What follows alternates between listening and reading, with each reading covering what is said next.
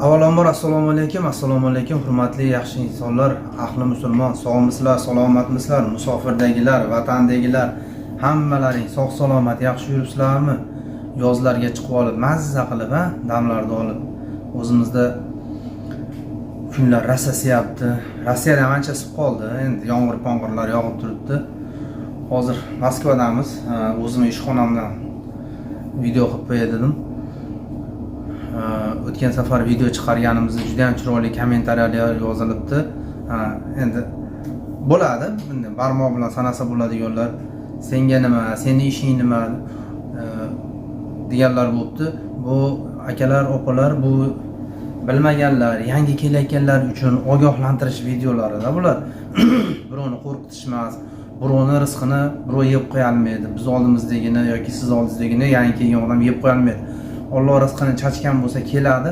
Prosta biz hozirgi kunda Rossiyada bo'layotgan ishlarni ozgina bo'lsa ham o'zbekcha, dehqoncha qilib, anjancha qilib tushuntirib ketadigan bilyapmiz. Bizlarga adabiy tilda falon kodeks, falon modda emas. Hozirgi kelayotgan akalar, opalar, ukalar, ayniqsa yosh yigitlar baribir uy solish kerak, uylanish kerak, mashina olish kerak degan planlarda bir musofir yurtlarga, kimdir Rossiyaga, kimdir Qozoq, kimdir Qirg'iziston, kimdir Dubay, Amerika. Endi kim Alloh rizqini qayerga yetkazgan bo'lsa, o'sha yerlarga borilyapti. Hozirgi kunda biz Moskvadamiz. Moskvadagi sharoit. Qarang. Bu bilganlar uchun ogohlantirish, yangi kelayotganlar uchun ogohlantirish, bilganlar uchun yana bir marta eshitib ko'rasizlar. Avvalambor 200 ming bo'lishimizga mingtadan ozroq odam qoldi. Obuna bo'lib ko'rsalaringiz 200 ming bo'lib qolsak xursand bo'lardik. Masalan, hozirgi kunda bir O'zbekistondan Moskvaga, Rossiyaning qayeriga bo'lsa ham kelayotgan odam uchun birinchi bilet olasiz. Yani aeroportga kelganingizdan keyin endi qarang, Moskvaga yetib keldingiz. O'zimni boshimdan o'tganini aytaman. Ozgina shamollab qolibman. Kelganingizda aeroportda pasport kontrol degan joy bor. Pasport kontrol joyiga kelganingizdan keyin hozir juda ham ko'pchilik, chunki biz ham boshimizdan o'tdi. Pasport kontroliga bizni navbatimiz kelganda bizni pasportimizni olib ketdi-da, bitta xonaga olib kirib ketdi. Biz o'zimizni o'sha yerda zalajdan o'shaga joy bor ekan, o'sha yerda o'tirdik. Chiqib turib, men o'zim boshimdan o'tgandan tepa chiqqandan keyin Xudoynazarov Ismoiljon kim? Men bu yoqqa keling, chaqirishib turib, siz Saudiya Arabistoniga nimaga borgansiz? Bo'ldi, bitta savol berdi menga. Chunki pasportda pechatlar turibdi, ba'ziga ko'rsa hammasi chiqadi. Shunaqa ziyoratga borganmiz, ota-onamni olib borib kelganman dedi. Есть доказательства? Keyin doказательства bormi dedi. Bor dedim. Telefonimda rasmlarni ko'rsatdim. Hozir deb chiqib turib, kirib ketib turib, qaytib chiqib turib, o'zi pasport kontroliga kelib turib, propustite dedi, qo'yib yubordi. Bunaqa narsaga u 10 tadan 8 tasini tekshiryapti, diqqat bo'lmaysizlar. Kelganingizdan keyin, o'tib olganingizdan keyin birinchi registratsiya. Registratsiyani o'tgan safar ham aytganman, yana aytaman. Registratsiyada qilishda o'sha hamyurtingiz kim sizni chaqirgan bo'lsa, shularga shoshilmasdan ishonchlilarga qilinglar. Keyin registratsiya qilib, dokument qilib, o'sha odamlarni nima deydi, yordam berayotgan, pul shuni orqasidan tirikchilik qilayotgan akalar, ukalar, pulni oling, registratsiyani qilasiz, boshqa qilasiz, lekin insof bilan hech bo'lmasa patent olguncha bazada tursin. Bazada bo'lmayapti. Patent ola olmayapti odamlar. Insof qilinglar. O'zimiznikilarni aldashni to'xtataylik. Iltimos qilaman, shu registratsiya qilayotgan odamlarga endi bola chaqangizni boqyapsizmi? Asha halolidan bo'laversin, baraka bo'ladi. Xudo xolasa, shuning uchun chisti qilib beringlar. Hali odam pul bergan odam ham esolomon o'ylanmasdan o'zi patentga topshirish qancha qiyin bo'lyapti. Uni ola olmayapti odamlar. Ko'ryapsizlarmi? Patent olgani borib deport bo'lib keladiganlar bor. Mana endi keldingizmi?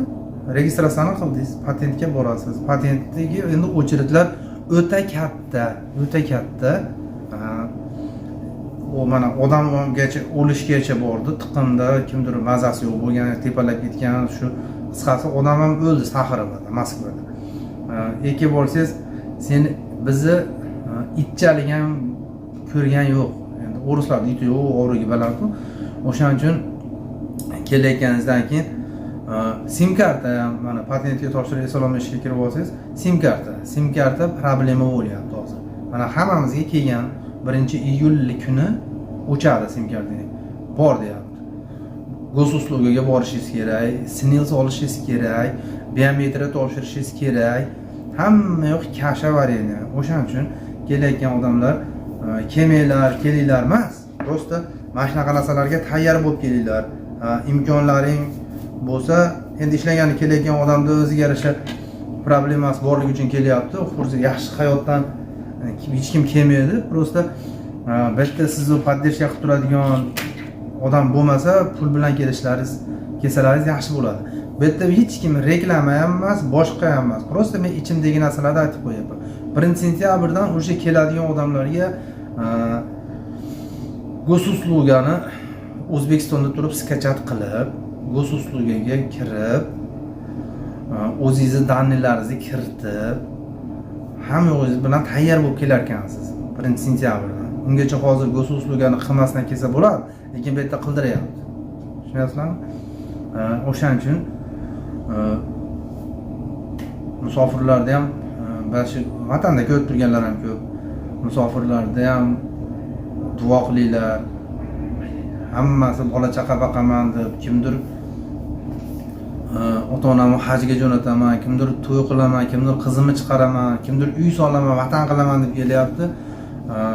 Mana shu ko'rib turgan hoji ona, hoji otalar duo qilib turinglar. Xudo xolasa hammasi yaxshi bo'lib ketadi. Hamma narsa Allohdan, rizqni Alloh beradi. Siz bilan biz qaytaramizmi, o'ris zapret qo'yadimi, patent qiladimi, patentni 1 million qilib yuboradimi?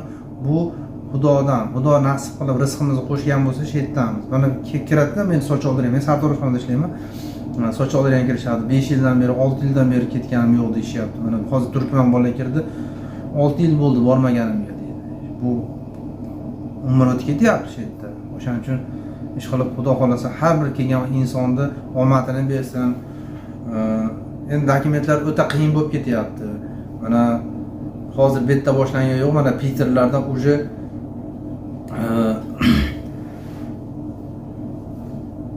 mana dastavka qilib yurgan bolalar bor, taksi qilib yurgan bolalar bor. O'shalarda уже ekzamen qiladigan bo'lib qoldi. Hozirgi dastavkada O'zbekistonlik, Tojikistonlik odamlarda ishlamaydi degan gaplar chiqyapti. Hozircha Moskvada ishlab turishibdi, harakat qilyapti. Bekordan bekor emas, u oson emas. O'sha dastavshik bo'lgan. U bitta o'ris kampir 5 litrli suvdan 4 ta zakaz qiladi. 5-etajda yashasangiz lift yo'q, ashaqacha olib chiqadi. U hammasini halol, Xudo xolasa. O'shaning uchun musofirchilikka kelayotganlar video qilishimdan maqsad hozirgi sharoitni aytib qo'yish.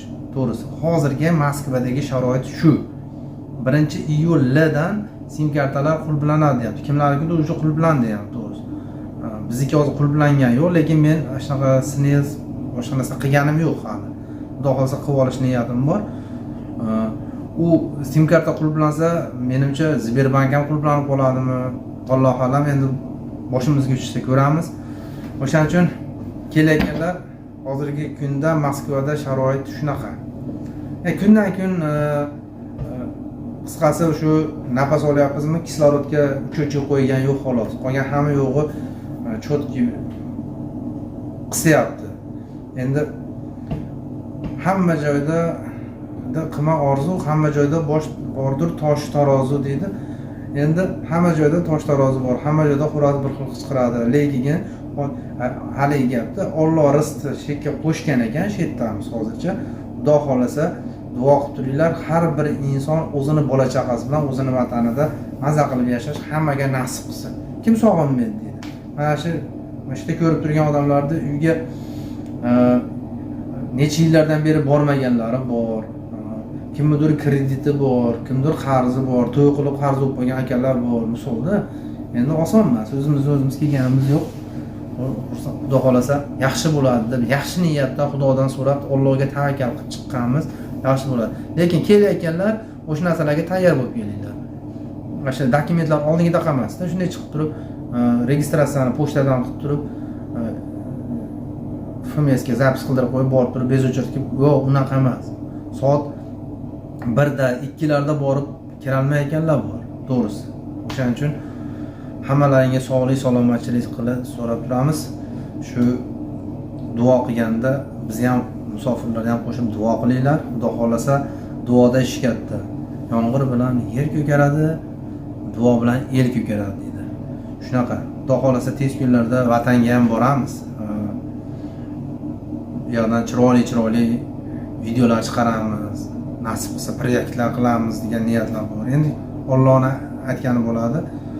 Siz bilan men plan qilaveramiz. Xudo xolasa Xudo afzalini, yaxshisini bersin deb niyat qilamiz.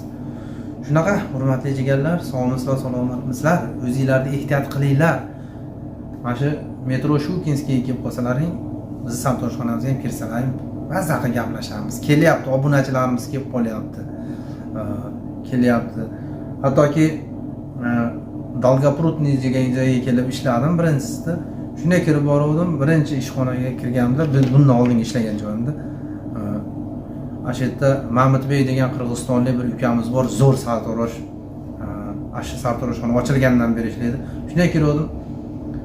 Hoji aka deb qoldi-da. Shunday qarasam, o'ylamagan edim siz bilan ko'rishaman deb dedi.